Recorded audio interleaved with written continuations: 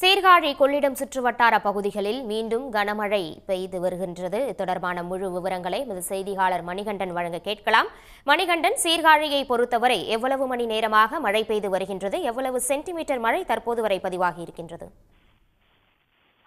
தமிழகத்தில் கடந்த 2 நாட்களாகவே கனமழை பெய்து வருகிறது. சீர்காழியை பொறுத்தவரை நேற்று காலை முதல் மிதமான மழை பெய்து வந்த நிலையில் நேற்று மாலை முதலே மழை தொடங்கியது. மழை தொடங்கினாலும் இரவில் மழை விட்டிருந்த நிலையில் காலை மிதமான மழை பெய்து கொண்டிருந்த நிலையில் தற்பொழுது கனமழை பெய்து வருகிறது. இந்த கனமழையினால் சீர்காழி பகுதியில் ரோடுகளில் பெருமளவில் மழை தண்ணீர் ஓடிக்கொண்டிருக்கிறது. இதனால் சீர்காழியை பொறுத்தவரையில் மழையினால் பாதிப்பு சற்று குறைவுதான். மழை விட்டு விட்டு பெய்வதால் வடிகால் வசதியும் நல்ல நிலையில் உள்ளதால் தண்ணீர் எளிதில் வடிவதற்கு வழிவகை உள்ளது. சீர்காழியை பொறுத்தவரை தற்போதுதான் மழையே தொடங்கியுள்ளது. சீர்காழி, கொள்ளிடம், பூம்புகார், தரங்கம்பாடி உள்ளிட்ட சுற்றுவட்டார பகுதியில் மழை பதிவு சுமார் 10 சென்டிமீட்டர் அளவிற்கு மழை பதிவாகியுள்ளது.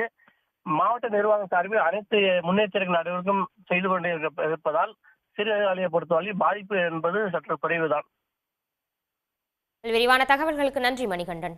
உடனுக்குடன் செய்திகளை தெரிந்து கொள்ள சன் நியூஸ் பெல் ஐகானை கிளிக் பண்ணுங்க.